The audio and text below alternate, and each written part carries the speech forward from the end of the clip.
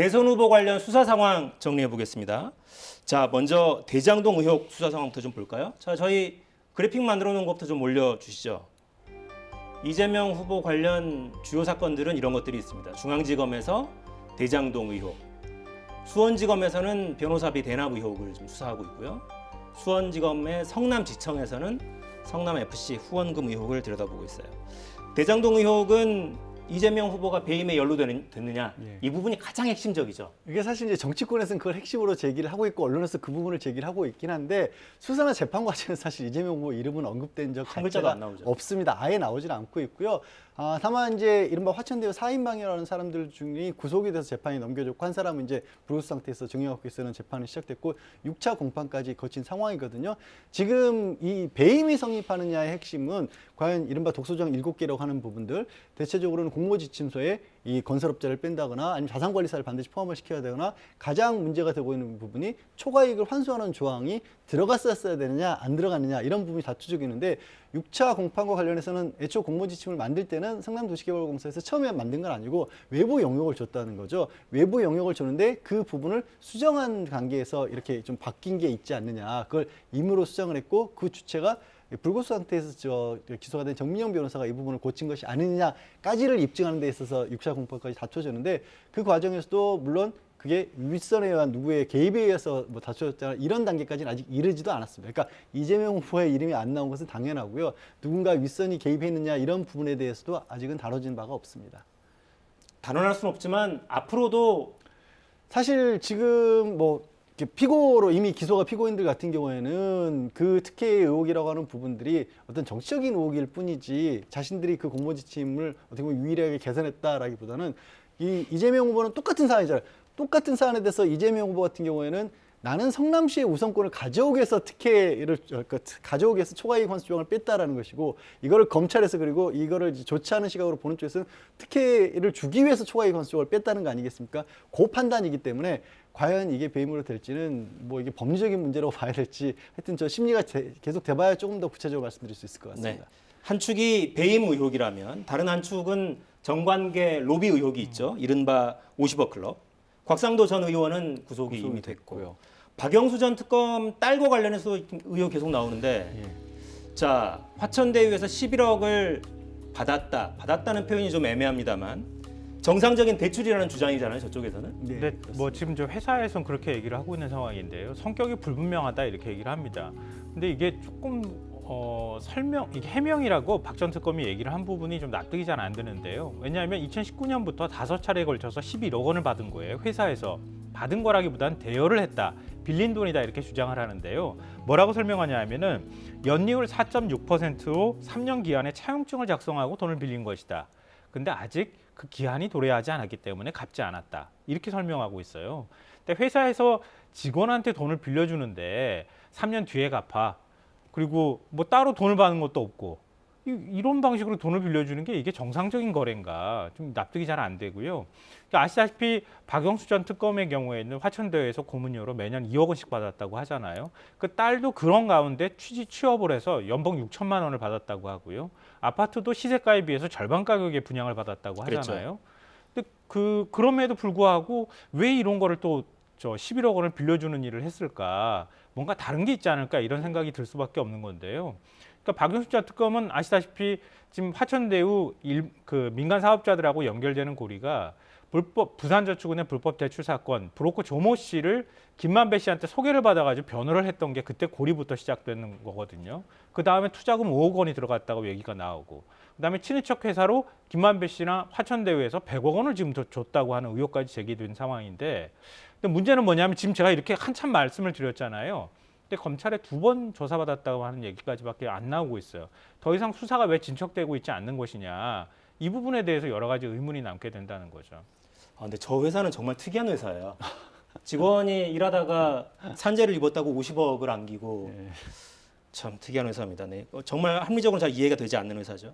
자, 성남FC 후원금 의혹 사건 수사도 진행 중인데 이것도 역시 관건은 이재명 후보까지 연결이 되려면 제3자 뇌물 이게 사실 인정이 돼야 되는 거잖아요. 그러니까 성남FC 사건 관련해서 여러 가지 얘기들이 나오고 있는데 말씀하신 것처럼 근본적인 문제에 대한 그 질문부터 풀고 가야 되는 거거든요. 뭐냐면 사안은 그런 겁니다. 성남 FC라고 하는 성남시가 구단주인 이 축구단이 있는 거죠. 거기에 당시 성남시장이었기 때문에 구단주를 맡은 거였는데, 근데 성남 FC로 하여금 160억 원 가량을 후원하게 만든 거예요, 성남시에서. 근데 그 기업들이 특별하게 어떻게 보면 성남 FC 광고 같은 것도 하지 않았는데도 불구하고 왜 이렇게 수십억씩을 협찬을 했느냐?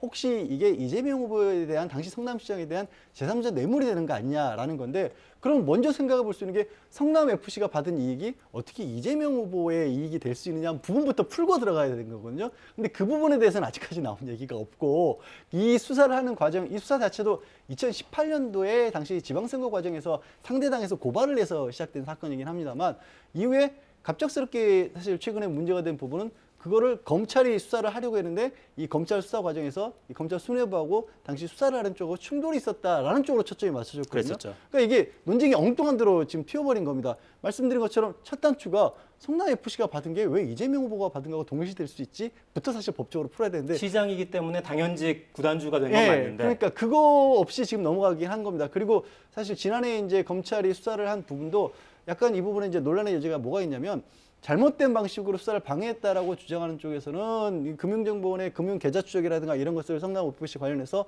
하려고 했는데 그걸 들어주지 않았다라는 거고, 그게 아니다라는 쪽에서는 뭐냐면, 당시 경찰이 수사를 하고 있었는데 수사권 조정에서 경찰이 이미 수사를 하고 있는데 갑작스럽게 부임해서 온 신임 검사가 수사권이 없잖아요, 지금 원칙적으로. 갑자기 먼저 이걸 중간에 들여다버렸기 때문에, 그러면 유력 대선 후보와 관련된 부분들을 그렇게 임의로 특별한 어떤 계기가 없이 수사를 하는 게 타당한가? 그래서 결재 과정을 바꿨다라고 하고 있거든요. 지금 그 논란이, 최근에는 그 논란이 빚어져서 어쨌든 전반적으로 다시 한번 돌아보기로 한 상황이긴 합니다. 네, 뭐 하지만- 조금만 더 설명이 좀 필요할 것 같은데요. 이 박하영 차장검사가 사표를 내고 나오면서 하는 얘기들이 지금 언론에 그대로 보도가 되고 있는 건데요. 대검 예규에 따르면은 내부에 이의 신청하는 절차가 있다고 해요. 이의 제기하는 절차가 있는데 그 절차를 전혀 거치지 않은 상태에서 스스로 사표를 내고 나왔다, 이렇게 얘기를 하고 있고요. 근데 경찰에서 수사 자료가 다 채 넘어오지 않았는데 금융정보 추적하겠다고 얘기했기 때문에 대검에서는 아니 그 수사 자료 넘어오고 난 다음에 해도 되지 않겠느냐, 이렇게 얘기를 했다는 겁니다. 그러니까 그런 부분에 있어서 좀 균형감 있게 다뤄줘야 할 필요가 있는데 네. 그렇지 않고 일방의 얘기만 너무 나오는 거 아닌가 싶습니다. 그러니까 사실관계가 그 단계별로 정리가 되고 있는 게 아니라 공방만 공중에서 오가고 있는 그런 느낌이 좀 있어요. 윤석열 후보 관련 수사 상황도 좀 정리된 걸 볼까요? 네, 대부분 공수처에 집중이 돼 있죠. 옵티머스 펀드 사기 부실 수사 의혹이 있고, 한명숙 전 총리 사건에 대한 모해 위증 교사, 이 수사 방해했다는 의혹은 오늘 공수처에 발표가 있었습니다. 무혐의 처분하기로 했다는 발표가 오늘 나왔습니다. 고발 사주 의혹 관련 수사가 진행되고 있고, 판사 사찰 문건 작성 의혹 등과 관련한 수사가 계속 진행되고 있어요. 전체적으로 딱히 잘 뭐가 흘러가지 않고 있는 상황이에요. 공수처의 수사 능력이 부족한지 어땠는지 정확하게 알 수 없지만 고발사주 의혹과 관련해서도 수사가 지금 제대로 진행되지 못하고 있고요. 이대로 가면 뭐 무혐의 처분이 나올 것이다, 이런 얘기가 나오는데요. 아시다시피 텔레그램을 보낸 당사자로 지목된 손준성 검사의 경우에는 두 차례 구속영장이 기각되고 난 다음에 병원에 덜컥 입원해 버렸잖아요. 그러니까 더 이상 조사가 지금 안 되고 있는 상황이고요. 그 텔레그램 받았다고 하는 김웅 이제 전 검사, 국회의원이죠. 의원실을 압수수색을 했는데 그것도 또 불법 압수수색이다, 이렇게 법원의 판단이 나왔기 때문에 더 이상 수사가 진행되기는 좀 쉽지 않을 것이다, 이런 얘기가 나옵니다. 네, 앞으로도 쉽지 않아 보인다. 윤 후보 관련해서는 부인 관련한 사건들도 많죠. 네, 대표적으로 이제 도이치모터스 주가 조작 사건입니다. 도이치모터스 주가 조작 사건을 대표적으로 꼽은 이유가, 여기에 도이치모터스 회장이 권오수 회장을 비롯해서 그 회장이 이른바 이제 주가 조작하러 만들었던 선수들에 대한 재판은 시작이 됐거든요. 공개 재판이 시작이 됐고, 정상적으로는 한 90명 가량의 이 이른바 전주들로부터 증권 계좌를 받아서 한 150개 정도 계좌를 동원해서 서로 사고 파는 방법으로 주가를 올렸다라는 건데, 문제는 그 중에 한 사람이 김건희 씨라는 의혹인 거죠. 그리고 그 김건희 씨가 증권 계좌를 한때나마 그 전주에게 맡겼던 건 사실인 겁니다. 다만 윤석열 후보 측에서는 손해만 보고 이거 계좌를 다시 찾아왔다라는 거고, 의혹을 가지고 있는 쪽에서는 그거 손해원 보고 찾아왔다는 건지 아닌지를 알 수가 없다. 증권 계좌를 그 이유는 공개를 안 했기 때문에, 일부만 공개했어요. 일부만 공개했기 때문에. 그런데 말씀드린 걸 들으면 아시겠지만 상당히 단순한 문제처럼 보이거든요. 그 이유는 검찰이 확보하는 건 굉장히 쉬울 텐데 아직까지 제대로 조사는 안 됐고요. 김건희 씨 같은 경우는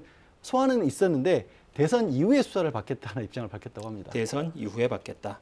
또 하나 이야기 계속 나오는 게 처가 부동산 관련한 이야기도 계속 나옵니다. 네, 초과 부동산 관련한 의혹들 중에서 대표적인 걸로 이제 양평 공공지구 관련해서 여기에도 대장동과 사실 어찌 보면 비교될 수 있는 사안이긴 합니다. 거기에 택지 개발을 할 수 있었던 배경에 어떻게 개발부담금도 제출을 하지 않았고 그것이 개발하기 어려운 구역이었다는 얘기도 나오고 사실상 한 사람 소유였던 곳에 어떻게 아파트 개발 단지가 허가가 났냐 여러 가지 의혹이 되는데 이거는 이제 양평 경찰서 차원에서 수사를 하기에는 너무 규모가 크기 때문에 현재 경기지방경찰청에서 직접적으로 수사를 시작했다라고까지는 나왔고요.